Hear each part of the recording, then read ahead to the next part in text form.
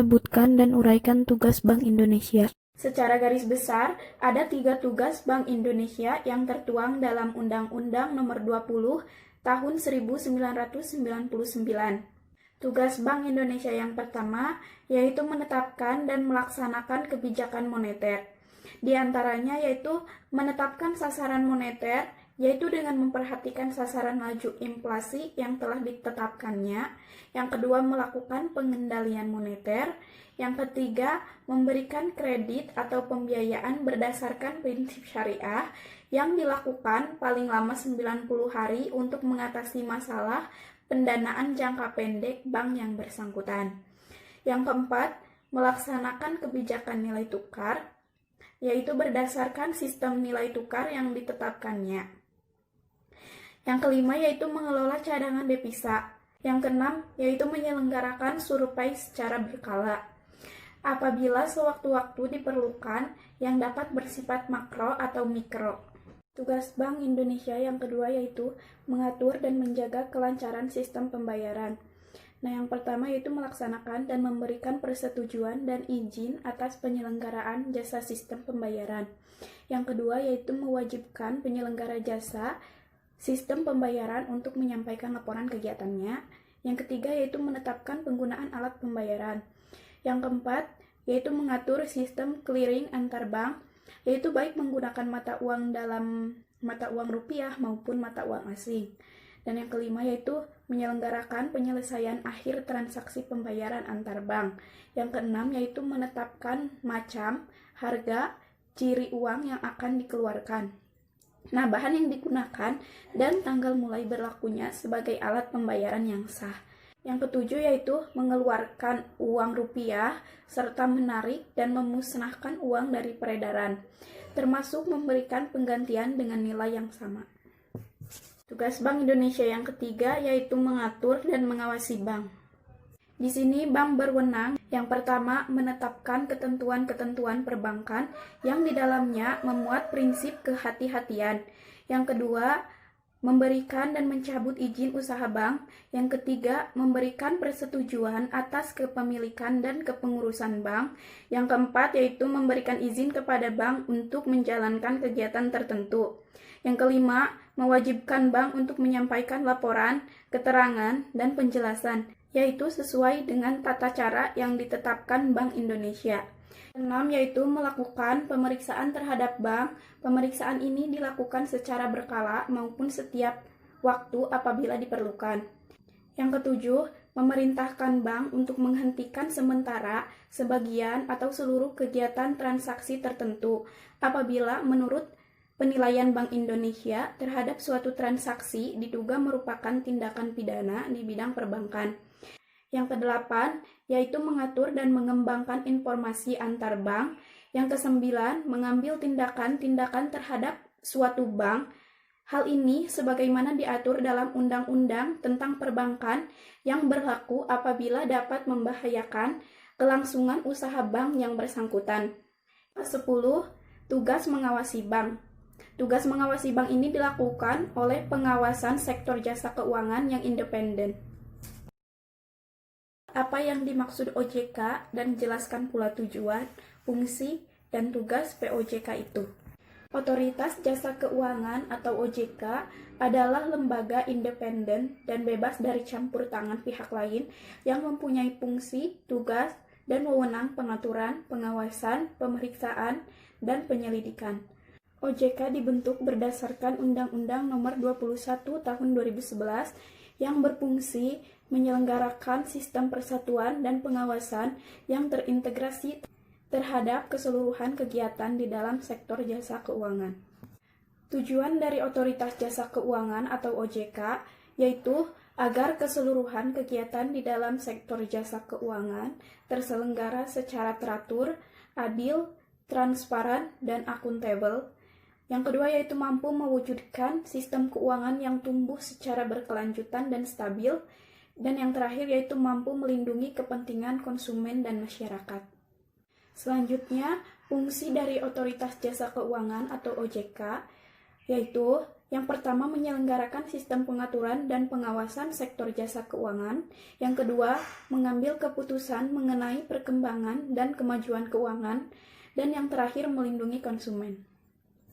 Yang selanjutnya yaitu tugas utama dari Otoritas Jasa Keuangan atau OJK. Berdasarkan pasal 6 dari Undang-Undang Nomor 21 Tahun 2011, tugas utama OJK adalah melakukan pengaturan dan pengawasan terhadap yang pertama, terhadap kegiatan jasa keuangan di sektor perbankan, yaitu seperti melakukan peraturan bank, menyusun sistem pengawasan bank, mengembangkan pengawasan perbankan, dan lain-lain. Yang kedua yaitu kegiatan jasa keuangan di sektor pasar modal, seperti melaksanakan protokol manajemen, merumuskan standar, norma, pedoman kriteria, dan prosedur. Yang ketiga yaitu kegiatan jasa keuangan di sektor perasuransian, dana pensiun, lembaga pembiayaan, dan jasa keuangan lainnya. Apa yang dimaksud pasar modal syariah? Di mana perbedaan saham, sukuk, dan reksadana syariah, dan bagaimana mekanisme transaksinya di pasar modal syariah.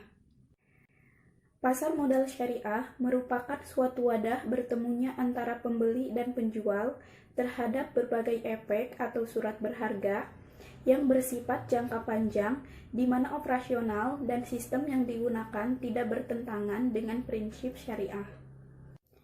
Di mana perbedaan sahamnya?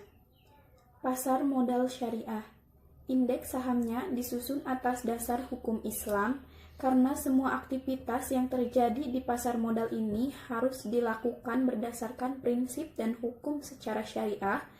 Jadi akan ada penentuan apakah produksi perusahaan haram atau tidak untuk Indonesia. Pasar modal syariah ini sudah memiliki wadah investasi resmi, yaitu Jakarta Islamic Index. Sedangkan saham pada pasar modal konvensional, indeks di pasar modal ini bebas.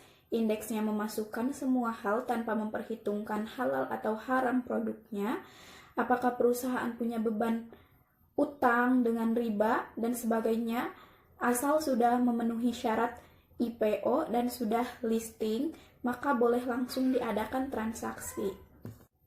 Perbedaan sukuk. Sukuk merupakan istilah baru yang dikenakan sebagai pengganti dari istilah obligasi syariah atau Islamic bond. Sebagai salah satu efek syariah, sukuk memiliki karakteristik yang berbeda dengan obligasi. Sukuk bukan merupakan surat utang, melainkan bukti kepemilikan bersama atau suatu aset. Penggunaan dana sukuk harus digunakan untuk kegiatan usaha yang halal.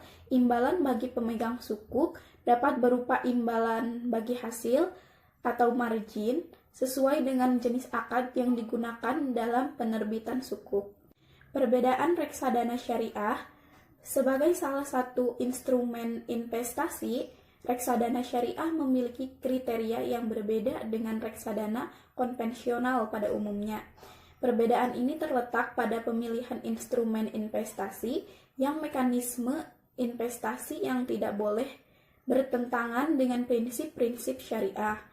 Perbedaan lainnya adalah keseluruhan proses manajemen portofolio atau scanning, penyaringan, dan cleansing, pembersihan. Yang terakhir, mekanisme pasar modal syariah. Mekanisme pasar modal syariah terbagi menjadi 5. Yang pertama, transaksi tanpa riba. Yang kedua, terhindar dari praktek spekulasi. Yang ketiga, hanya mentransaksikan efek syariah. Yang keempat, emiten yang tergolong syariah. Yang kelima, transaksi menggunakan akad. Nah, hal inilah yang membedakan antara pasar modal syariah dengan pasar modal pada umumnya. Pertanyaan nomor 4, bolehkah asuransi syariah dibawa di tengah jalan? Jawabannya boleh, karena asuransi syariah adalah sebuah sistem di mana para peserta saling menanggung risiko atau sharing of risk dengan menghibahkan sebagian atau seluruh kontribusi melalui dana tabaru yang akan digunakan untuk membayar klaim, atau jika terjadi musibah yang dialami oleh sebagian peserta. Peranan perusahaan di sini adalah sebagai pemegang amanah dalam mengelola dan menginvestasikan dana dari kontribusi peserta. Perusahaan bertindak sebagai pengelola operasional saja, bukan sebagai penanggung seperti pada asuransi konvensional. Asuransi kesehatan. Asuransi kesehatan hampir sama dengan asuransi kendaraan. Ketika kita membayar premi, maka kita akan dilindungi 1 tahun ke belakang. Apabila terjadi kecelakaan atas kendaraan kita, maka asuransi akan membayar kerusakan yang terjadi. Apabila kendaraan tidak terjadi apapun, maka premi asuransi yang dibayarkan akan hangus.